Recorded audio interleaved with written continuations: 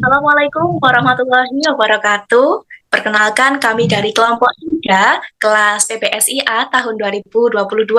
Dalam kesempatan kali ini, kami akan mempresentasikan hasil kerja kelompok kami, yaitu psikologi behavioristik dalam mata kuliah psikologi sastra yang diampu oleh Bapak Dr. Anas Ahmadi, SPD MPD. Perkenalkan, saya Mediana dengan NIM terakhir 010. Saya Putri Saskia dengan NIM terakhir 002. Dan saya Nadia Satida Zain dengan NIM 035. Izinkan kami untuk menyanyikan yel-yel kelompok terlebih dahulu agar lebih bersemangat. 3, 2, 1. Ku lihat, ku dukung, ku banggakan. Hanya satu, hanya kelompok 3-ku. Jangan ragu, kami selalu mendukungmu. Satukan tekadmu, jadi nomor 1. Yo ayo ayo, yo ayo ayo, ayo kelompok 3-ku. Yo ayo ayo, yo ayo ayo, ayo kelompok 3-ku. Bersama kita raih juara, kita raih juara. Belajar di UNESA. Psikologi behavioristik dong. Psikologi merupakan sebuah ilmu pengetahuan yang berfokus pada kajian mengenai jiwa manusia. Psikologi sebagai ilmu pengetahuan memiliki aliran yang berbeda-beda dalam perkembangannya. Salah satunya adalah psikologi behavioristik.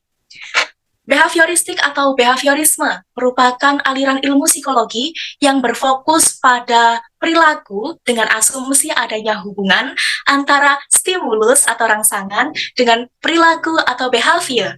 Artinya, manusia berperilaku karena pengaruh dari lingkungan fisik, bukan dari insting. Dan psikologi behavioristik ini masih signifikan penggunaannya, terutama saat ini dalam bidang pendidikan. Pandangan ini sebetulnya sudah berlangsung sejak lama, yaitu pada zaman Yunani kuno yang diperkenalkan oleh J.B. Watson pada tahun 1913. Behaviorisme tidak mengakui adanya kecerdasan, minat, bakat, dan juga perasaan individu dalam belajar. Peristiwa belajar semata-mata melatih refleks sedemikian rupa hingga menjadi kebiasaan yang dikuasai oleh individu. Teori kaum behavioris ini juga dikenal dengan nama teori belajar, karena perilaku manusia adalah hasil dari belajar. Ciri-cirinya yang pertama adalah mementingkan faktor lingkungan. Kedua, menekankan pada tingkah laku yang tampak dengan mempergunakan metode objektif.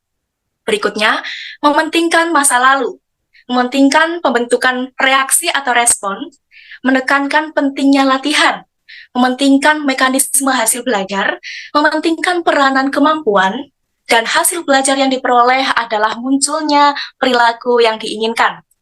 Pada teori belajar terdapat istilah SR psikologi, artinya bahwa tingkah laku manusia dikendalikan oleh ganjaran atau reward dan penguatan atau reinforcement dari lingkungan.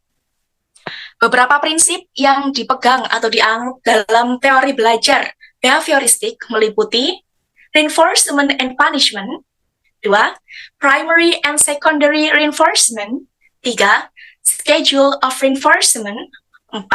Contingency management, 5. Stimulus control in operant learning, dan 6. The elimination of response learning, Gage Berliner 1984. Dilanjutkan oleh rekan saya. Baik, jadi teori behavioristik berpandangan bahwa perubahan tingkah laku dapat terjadi melalui proses belajar, yakni proses pembiasaan dan penataan ketat yang disertai dengan penguatan atau reinforcement dan hukuman atau punishment sebagai stimulus yang akan merangsang respon individu. Teori ini menempatkan individu untuk mampu berpikir linier, konvergen, namun tidak produktif, karena pikiran individu hanya diarahkan untuk menjiplak pengetahuan dari pendidik. Teori ini menganggap bahwa pengetahuan bersifat objektif dan tidak berubah. Meski demikian, teori behavioristik mengharapkan hasil yang sempurna, yakni ketika individu memiliki pemahaman yang tinggi terkait pengetahuan yang telah diterimanya. Materi selanjutnya akan disampaikan oleh teman saya. Tokoh dalam behavioristik. Yang pertama, John B. Watson, memiliki dasar konsep utama. Pertama, psikologi adalah cabang eksperimental dari natural science. Yang kedua, psikologi gagal membuktikan sebagai natural science. Dan yang ketiga, objek studi psikologi adalah perilaku. Pandangan utama yang pertama, psikologi mempelajari stimulus dan respon. Yang kedua, tidak mempercayai keturunan sebagai penentu perilaku. Yang ketiga, tidak menolak mind secara total, tapi body sebagai objek ilmiah. Yang keempat, penggunaan metode empiris. Yang kelima, penolakan konsep insting. Yang keenam, perilaku berasal dari hasil belajar. Yang ketujuh, kebutuhan sebagai faktor penentu. Yang kedelapan, proses thinking and speech. Dan yang kesembilan, perilaku dapat dikontrol dan ada hukum naturnya. Selanjutnya, Skinner. Skinner mengungkapkan 3 asumsi dasar dalam membangun teori behavioristik. Yang pertama, behavior is lawful. Jadi, meskipun mengakui manusia merupakan organisme yang memiliki pikiran dan perasaan, Skinner tidak mencari penjelasan atau penyebab terkait pembentukan perilaku diri manusia dan menolak pernyataan dengan alasan mengendalikan keadaan pikiran atau motif. Yang kedua, behavior can be predicted. Menurut Skinner, kepribadian atau perilaku manusia dapat diramalkan melalui kejadian di masa lalu dan sekarang. Yang ketiga, behavior can be controlled. Penjelasan mengenai perilaku dilakukan berkenaan dengan situasi yang dapat diamati. Menurutnya, kondisi fisik dan lingkungan perlu dipertimbangkan. Skinner juga menekankan functional analysis of behavior, yaitu analisis perilaku dalam hal hubungan sebab akibat yang penyebabnya dapat dikontrol. Selanjutnya, teori utama Albert Bandura. Yang pertama, observational learning atau modeling adalah faktor penting dalam proses belajar manusia. Yang kedua, dalam proses modeling, konsep reinforcement yang dikenal adalah vicarious reinforcement, yakni orang lain dapat memperkuat perilaku individu. Yang kedua, self-reinforcement, individu dapat memperoleh reinforcement dari dalam dirinya sendiri.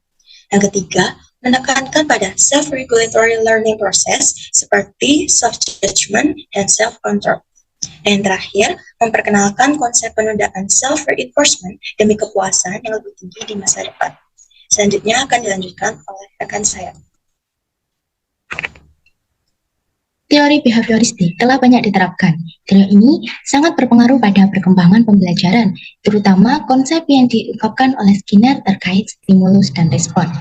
Contoh penerapannya yakni teaching machine, modul, pembelajaran berprogram, dan lain-lain. Program tersebut akan disusun menjadi bahan pembelajaran secara hierarki yang matang, kemudian disampaikan kepada siswa. Tujuannya supaya target yang harus dipenuhi oleh siswa dapat disampaikan secara utuh oleh guru. Dalam hal ini, peran guru tidak hanya sebagai penceramah, tapi juga memberikan contoh-contoh. Namun, penerapan teori behavioristik mendapatkan banyak kritik karena dianggap menimbulkan beberapa implikasi. Di antaranya, teori behavioristik dianggap tidak mampu menjelaskan situasi belajar yang kompleks karena beberapa variabel pembelajaran diubah demi menyesuaikan konsep stimulus dan respon. Namun, teori behavioristik juga tidak dapat memberikan penjelasan apabila terdapat penyimpangan dalam hubungan tersebut.